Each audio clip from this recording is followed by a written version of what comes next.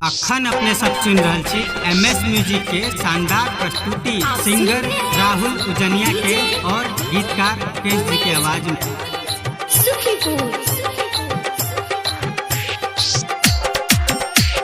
लटकी तू छौरी छकेस उड़ो पोल में, लटकी तू छौरी छकेस उड़ो पोल में, कई गो तू यार रखने छगे टोल में, कई गो तू यार रखने छगे टोल में।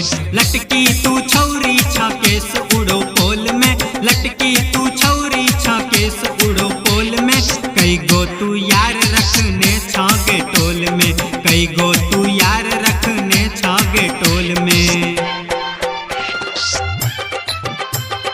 आप सुन रहे हैं डीजे उमेश सुखीपुर।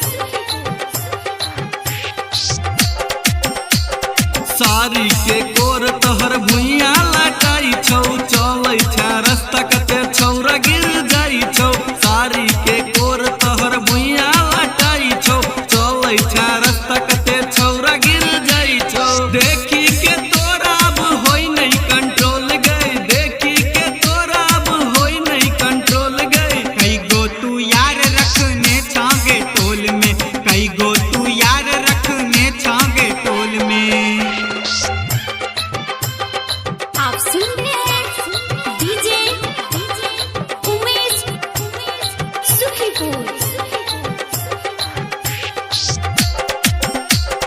सूट सलवार पर हाथ में मोबाइल छो, लगेने काली बिस्टिक तोहर गोरे गोरे गाल छो।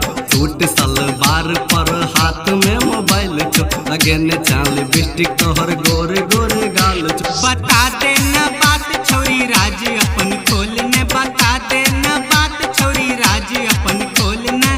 कई गो तू यार रखने छागे टोल में, कई गो तू यार रखने छागे टोल में। आप सुन रहे हैं डीजे उमेश सुखीपुर। सूट पर कटने था दिल वाला कट गए, कैसा लागे छा खौरी तू छटल गए। सूट पर कटने था दिल वाला कट गए, कैसा लागे छा खौरी तू छटल गए। राइटर मुकेश कहो बात कनी सुन गए, सिंगर राहुल कहो बात कनी सुन गए। कई गो तू यार रखने छागे टोल में, कई गो तू यार रखने छागे टोल में। लटकी तू छौरी छकेस उड़ो पोल में, लटकी तू छौरी छकेस उड़ो पोल में। कई गो तू यार रखने छागे टोल में, कई गो तू यार रखने छागे टोल में। Recorded by MS Music and Films Ujjan।